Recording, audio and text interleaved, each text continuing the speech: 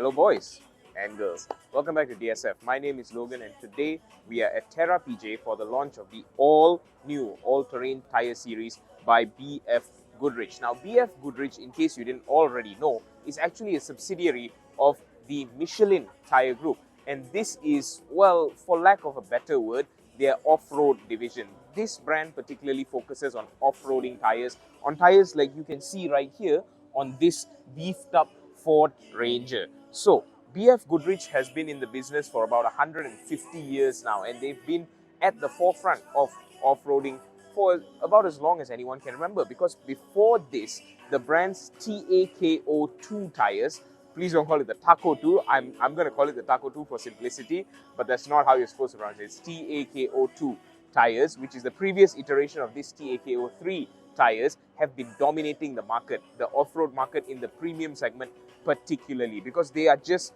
that good. So when BF Goodrich saw the success of the TAKO2, the Taco 2s, they said, okay, how can we improve upon this?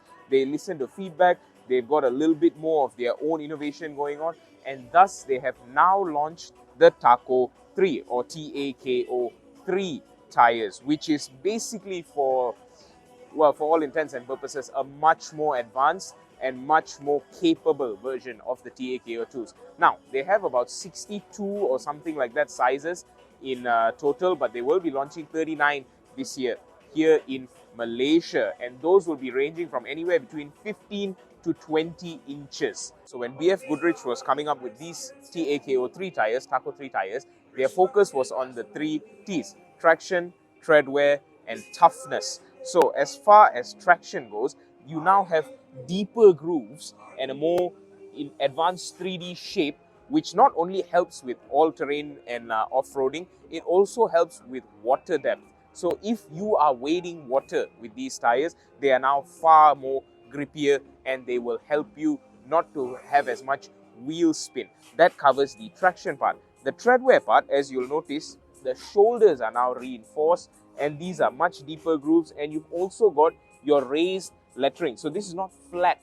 It doesn't like blend in with the tire. It actually juts out slightly. And the wording is what's really the best part if you think about it. So come over here, take a look.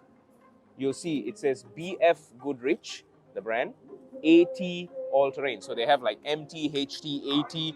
Those are like the subtle differences. But this is, of course, the hero, right? So you've got these deep ridges, big grooves, big size, all these lettering here.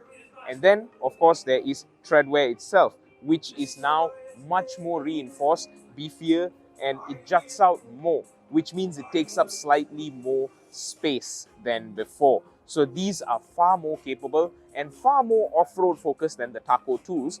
Well, the TAKO3 obviously is an innovation, an improvement over the TAKO2, so one would expect this. But as you can see here at Terra PJ, if you look very closely, you'll notice that some of the stones are actually stuck inside the treads and grooves of these tires, which show, as a testament to just how grippy and how